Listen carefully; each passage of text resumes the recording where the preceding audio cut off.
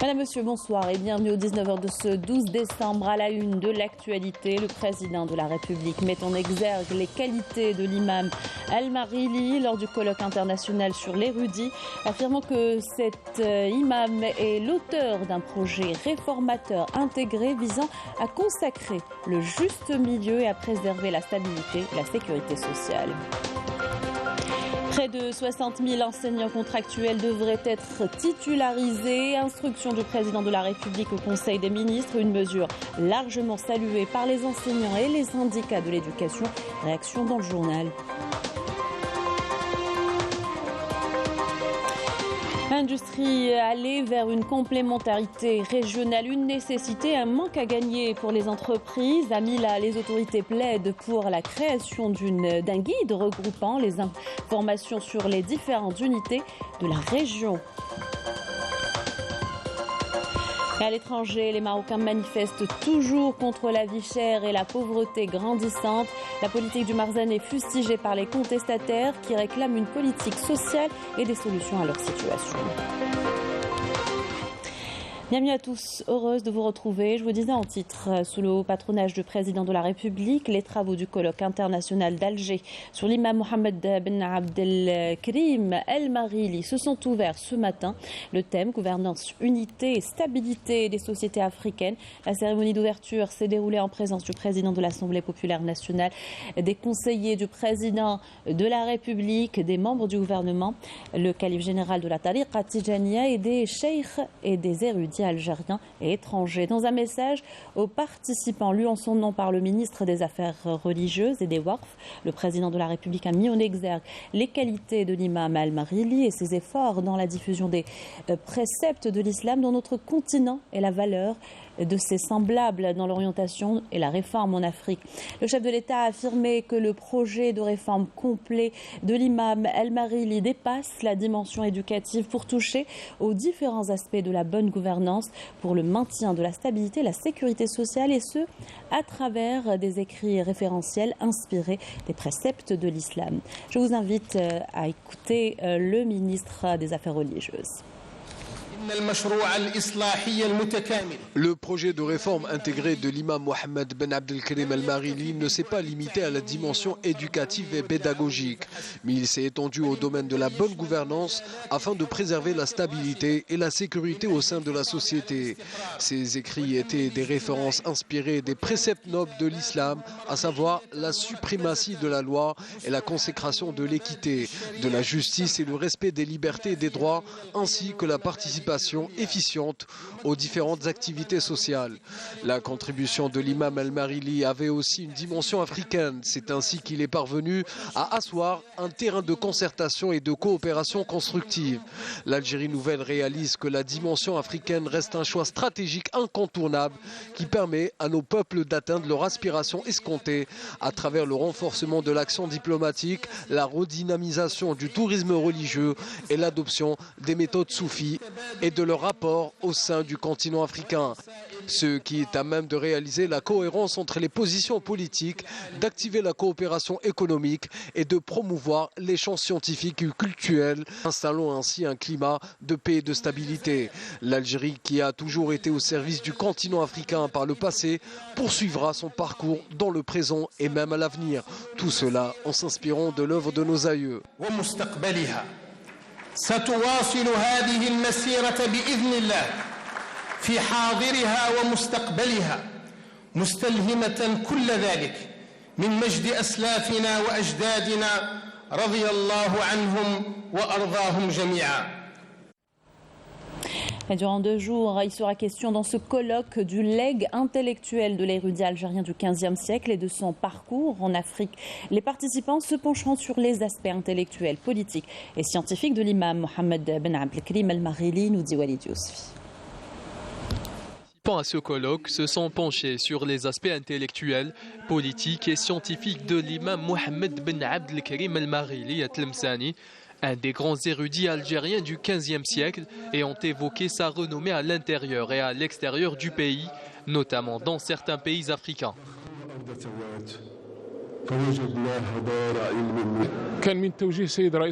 Ce colloque a été organisé sous le haut patronage du président de la République pour rendre hommage au Cheikh Al-Marili, un érudit qui s'est déplacé dans plusieurs villes d'Afrique pour partager son savoir et prôner les valeurs de l'islam. Cet événement est donc l'occasion de mettre en avant son parcours et ses travaux. Il a pu mettre fin à des conflits et des guerres ethniques dans plusieurs pays africains.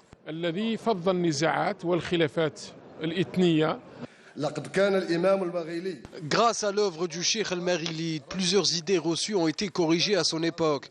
Il a contribué à apporter la paix et la prospérité à beaucoup de peuples, notamment dans le nord de l'Afrique. Et c'est à cause de ces valeurs-là que nous sommes réunis aujourd'hui, après plus de 500 ans depuis la disparition du Cheikh Al-Marili, pour évoquer ses hauts faits et son legs intellectuel.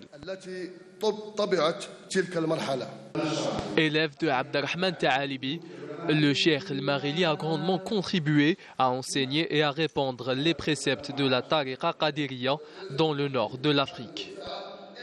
Mais seulement il a eu à donner des réponses à des défis majeurs, donc même dans la vie des musulmans en général et plus particulièrement donc en Afrique. Donc il a vécu à un moment donné à Kano au Nigeria. Et donc on disait qu'il avait un passage sur Agadez au Niger, donc avant d'y aller à Kano au Nigeria. Donc il a contribué, il a amené sa contribution pour la stabilité, pour la bonne gouvernance et pour aussi un islam tolérant et un islam qui reprend la spiritualité. Les universitaires et chercheurs spécialisés dans le patrimoine islamique qui prennent part à ce colloque de 2 jours ont mis en exergue les valeurs du dialogue et de la tolérance qui distinguent le discours religieux de modération de cet érudit algérien. Nous vous l'annoncions hier, près de 60 000 enseignants contractuels devraient être titularisés. Une instruction du président de la République au Conseil des ministres. Cette décision est largement saluée par les enseignants, quand vous allez le voir dans ce sujet de Nakhla Al-Arabi. Un grand ouf de soulagement pour les 60 000 enseignants contractuels du secteur de l'éducation suite à la décision du président de la République de la titularisation immédiate de cette catégorie professionnelle. Abdelmajid Tebboune a mis en exergue l'impératif d'encourager les enseignants à accomplir leurs devoirs professionnels, insistant sur la promotion de leur situation socio-professionnelle pour préserver le caractère sacré de ce métier noble. Nous attendions cette décision depuis longtemps. Elle honore la famille éducative. Bien sûr que nous nous réjouissons de pareilles décisions. Cela va nous permettre de travailler dans de meilleures conditions. Il s'agit d'une importante décision prise par le président de la République. Elle satisfait tout aussi bien le corps enseignant que les syndicats. Je félicite mes collègues, c'est une très bonne nouvelle et une belle surprise. C'est un grand jour pour nous. Je leur souhaite une belle carrière. Je rends grâce à Dieu et je remercie le président de la République pour cette décision. On ne s'y attendait pas du tout. La directrice nous a contactés hier pour nous apprendre la bonne nouvelle dès son annonce. Nous devons d'être à la hauteur de notre mission. Monsieur le Président, je remercie le président de la République. L'enseignant est la base de la société et à ce titre, notre souhait est que notre statut et les conditions dans lesquelles nous exerçons notre métier soient améliorés. Le président Tebboune a justement ordonné au gouvernement de s'atteler à la révision des salaires des enseignants en vue d'améliorer leur niveau de vie. Il s'emploie à associer l'ensemble des acteurs du secteur tout en étant à l'écoute des différentes préoccupations qu'il soulève. L'objectif étant la promotion de ce secteur. Dans cette optique, plusieurs projets et programmes de réforme ont été lancés et figurent parmi les priorités du gouvernement. Décision saluée également par les syndicats de l'éducation nationale. Elle renforcerait la stabilité du secteur selon certains syndicalistes qui la qualifient d'historique. Les détails par Raouf Hamouch. La décision du président de la République de titulariser près de 60 000 enseignants contractuels a été naturellement applaudie par les principaux concernés. Les syndicats de l'éducation nationale saluent d'ailleurs cette décision qu'ils qualifient d'historique. C'est une décision historique. Près de 60 000 enseignants contractuels vont être titularisés. Tout le secteur de l'éducation est très fier de cette opération d'envergure. Une opération qui devra s'achever au plus tard fin février 2023. Honnêtement, je ne m'attendais pas à ce que cette décision soit aussi rapide et effective. Le président de la République a démontré par cette instruction tout le caractère sacré du métier d'enseignant, un métier noble.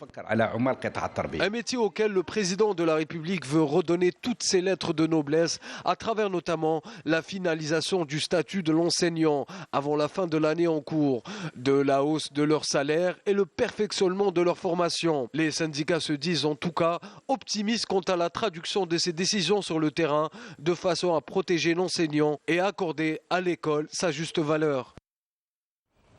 Une commission a été installée par le ministère de l'Éducation nationale pour l'encadrement et le contrôle de la titularisation des enseignants contractuels. Présidée par l'inspecteur général du ministère de l'Éducation, elle est intervenue au terme d'une rencontre nationale tenue par visioconférence. Le ministre de l'Éducation, Abdelhakim Belabed, a salué à l'occasion la décision stratégique, importante et sage du président, soulignant que les enseignants contractuels ont acquis une expérience suffisante du fait qu'ils ont travaillé avec le même titre pendant plusieurs années. Suite à l'opération de recherche et de ratissage au Mont Gouraya, secteur militaire de Tipaza, première région militaire qui s'est soldée hier le 11 décembre par l'élimination de 3 terroristes, l'arrestation d'un 4e et la récupération de 2 pistolets mitrailleurs de type Kalachnikov, 2 fusils à pompe, 4 chargeurs de munitions, 3 paires de jumelles, un téléphone portable et divers objets. Les 3 terroristes abattus ont été identifiés. Il s'agit de Sharif Ben Yahya, dit Sheikh Amr Safwan, Hamidani Abd Saber, dit Abdou, qui avait rallié les groupes terroristes en 2018. Hamidani Ali, dit Ramzi, qui avait rallié les groupes terroristes en 2018. Ensuite, du terroriste capturé, le dénommé Beshtal Hamza, dit Abou Laouf El-Bara, qui avait rallié les groupes terroristes en 2019.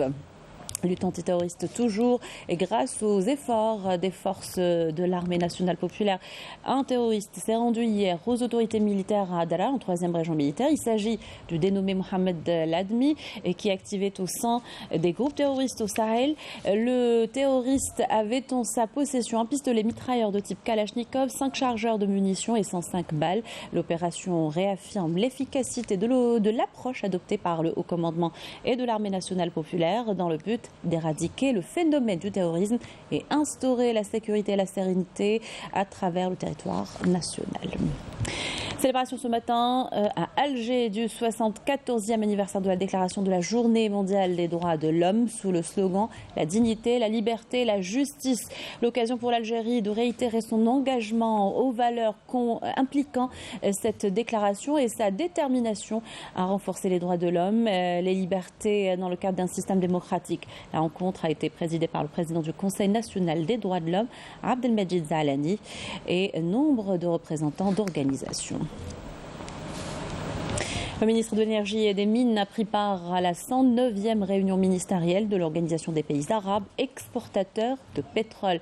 Mohamed Arqab a appelé à l'intensification des efforts pour contribuer à la stabilité des marchés mondiaux du pétrole. Arqab a affirmé que les changements substantiels des marchés de l'énergie en général ont imposé de grands défis aux pays producteurs et exportateurs. Et il a été également question de la préparation de la prochaine réunion prévue au Qatar. Et lors d'une rencontre régionale avec les associations de protection du consommateur et les directions de l'énergie et des mines relevant de la région centre du pays, le ministre du secteur a fait savoir que les habitants de près de 2600 zones d'ombre ont bénéficié d'un raccordement du réseau électrique. Il a également affirmé que le programme de raccordement, programme national de raccordement en électricité et en gaz se poursuivra dans les régions enclavées, les exploitations agricoles et les zones industrielles. Activité parlementaire, la Commission des affaires économiques, de l'industrie et du commerce a écouté aujourd'hui un exposé présenté par le ministre de l'Industrie, Ahmed Zardar, autour de la stratégie de son secteur tracée dans le cadre et conformément aux projets et aux orientations du président de la République. Intégrés au plan d'action du gouvernement, les principaux axes de ce plan sont la réforme du secteur public en redynamisant et améliorant le climat des investissements et des affaires, revalorisant le foncier industriel avec l'amélioration de son exploitation ainsi que la promotion des petites et moyennes entreprises.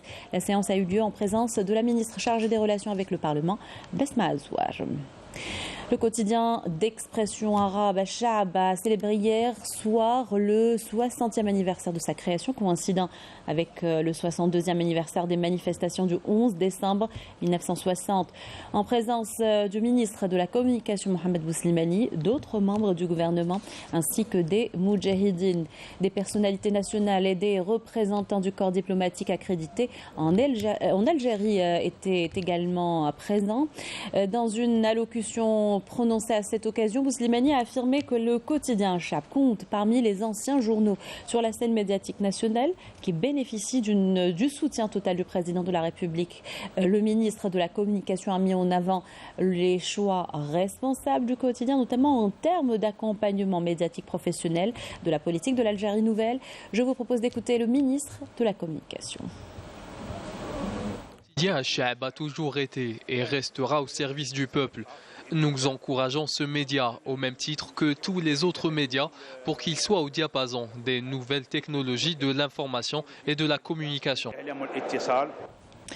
L'Institut national d'études de stratégie globale abrite ce lundi et demain, mardi, les travaux d'une conférence internationale sur les ressources naturelles et développement durable, organisée en présence du ministre de l'Enseignement supérieur et la ministre de l'Environnement et des énergies renouvelables. La conférence s'inscrit dans le cadre d'une série de rencontres organisées par l'INESC pour contribuer à la réalisation de la sécurité alimentaire et la préservation de l'environnement.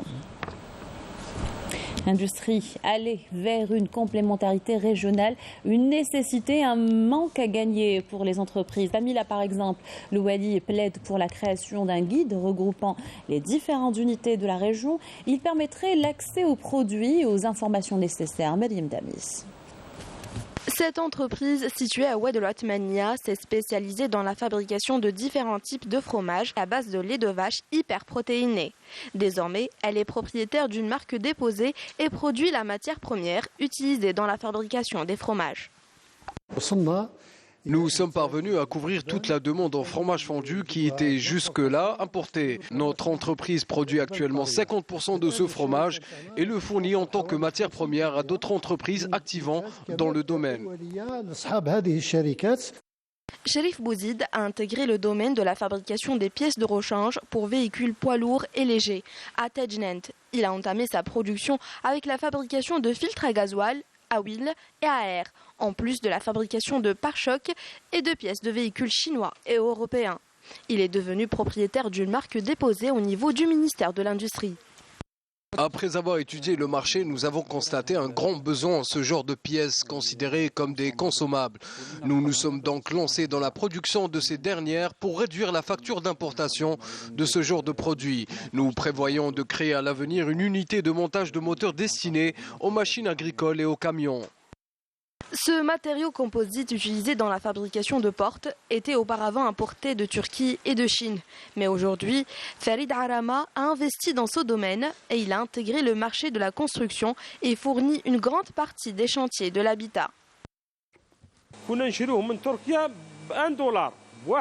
On l'importait de Turquie pour $1. Moi-même, j'étais importateur de ce matériau composite, ce qui me coûtait $1 million par an. Aujourd'hui, nous le fabriquons en Algérie, ici même dans cette unité, et nous couvrons 100% de la demande. Nous avons constaté un manque d'échange entre les opérateurs économiques. Par exemple, certains cherchent des pièces qui sont fabriquées par l'unité voisine, alors qu'ils vont la chercher à Alger ou à Oran. Nous prévoyons de faire un montage financier pour la création d'un centre d'exposition avec un document répertoriant tous les opérateurs économiques qui sera distribué à tous les investisseurs de la wilaya et plus tard d'autres wilayas pour les informer des produits existants sur le marché algérien. Notre message est clair, nous n'avons plus besoin d'avoir recours à l'importation. Diversifier la production locale et asseoir un tissu industriel compétitif en vue de renforcer l'économie nationale en Algérie et réduire la facture d'importation. À l'étranger, les opérations militaires se poursuivent le long du mur de la honte. Les unités de l'armée de libération sahraoui ont ciblé les positions des forces d'occupation marocaines dans les régions d'Abirat et Tnouched et la région de l'Arqad dans le secteur d'El Mahbes, leur infligeant ainsi de lourdes pertes humaines et matérielles. Énième scandale entachant le Marzen après celui du logiciel Pegasus et celui révélé par l'administration de la société américaine Meta. La fuite d'un document marocain officiel révèle cette fois les pratiques pour semer la discorde entre les populations du Rif et le peuple sahraoui à travers la création de près de 3000 faux comptes Facebook par les services de renseignement marocains. Ils attaquent le front Polisario et créent des conflits entre les Sahraouis et les Rifains. Et les Marocains manifestent toujours contre la vie chère et la pauvreté grandissante. La politique du Marzen est fustigée par les contestataires, nombreux à battre le pavé quotidiennement et à travers le pays. Ils réclament une politique sociale et des solutions à leur situation extrêmement difficile. Mariam Damis.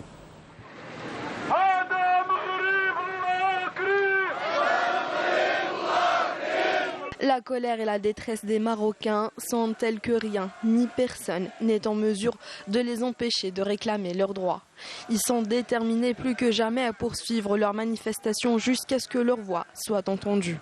Le Marzen, quant à lui, continue de faire la sourde oreille et de faire fi des revendications légitimes de sa population. Une population qui réclame une vie décente et dénonce la détérioration de ses conditions sociales, notamment les hausses des prix du carburant et des matières premières qui ont lourdement impacté leur pouvoir d'achat. هذه الوقفة هي ماشي من فراغ، وقفة من المعاناة ديال الشعب ومن المعاناة ديال هاد يعني الفقير المسكين المعوز اللي عجز على العيش الكريم، عجز على الضروريات ماشي الكماليات، ماشي الكماليات. حنا كشعب فقير يعني عجزنا حتى على المعيشة، غلاء أسعار، غلاء محروقات، يعني هذه سياسة ممنهجة لتفقير الشعب. حنا كنطالبوا هذا رئيس الحكومه يعني واحد الالتفات للشعب والالتفات لهذا الشعب المقهور انه يدير حلول اللي يكون في مصلحه الفقير. مصلحه الغني راه معروفه، يعني مصلحتهم هما راه عارفينها هما، ولكن يحسوا بهذا الشعب المقهور يعني الضغط يولد انفجار. حنا هذا الشعب ما خرج للشارع وكيناضل وكيقاوم وكيغوت الا كاين شي حاجه اللي دفعته لهذا الخروج هذا. Face à une pauvreté et une précarité extrême, les manifestants expriment leur colère et leur rejet de la politique du Marzen. Ils appellent d'ailleurs à son abolition puisqu'ils l'accusent d'être à l'origine de leur malheur et de la misère noire dans laquelle ils sont plongés.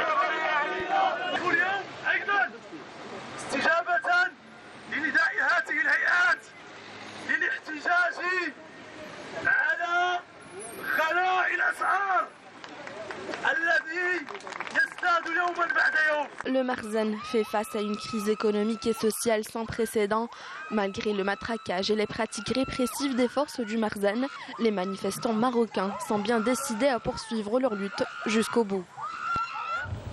Sport, football et les deux représentants algériens en Ligue des champions d'Afrique, la JS Kabylie et le CRB Belouizdad, sont fixés sur leurs futurs adversaires et ils évolueront respectivement dans les groupes A et D en phase de poule de la compétition. Selon le tirage au sort effectué aujourd'hui au siège de la Confédération africaine de football au Caire, le CRB, triple champion d'Algérie en titre, évoluera dans le groupe D avec l'Espérance de Tunis, le Zamalek d'Égypte, El Merrikh CS du Soudan, alors que la JS Kabylie, versée dans le groupe A, aura comme adversaire le Wydad AC, l'Atlético Pétrole de l'Angola et l'AS Vita Club du Congo.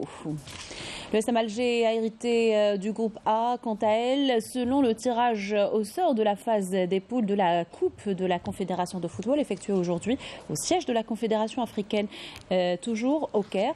Outre l'USM Alger, le groupe A est constitué de Saint-Éloi Lupopo du Congo et Marumo Galant de l'Afrique du Sud et Al-Khadar de Libye.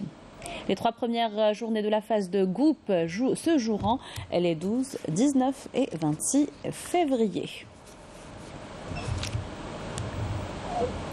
On va parler culture. L'Algérie, terre aimée de nombreux artistes. Le peintre belge Edouard Verskafelt est sans doute le plus respectueux des orientalistes de la réalité locale.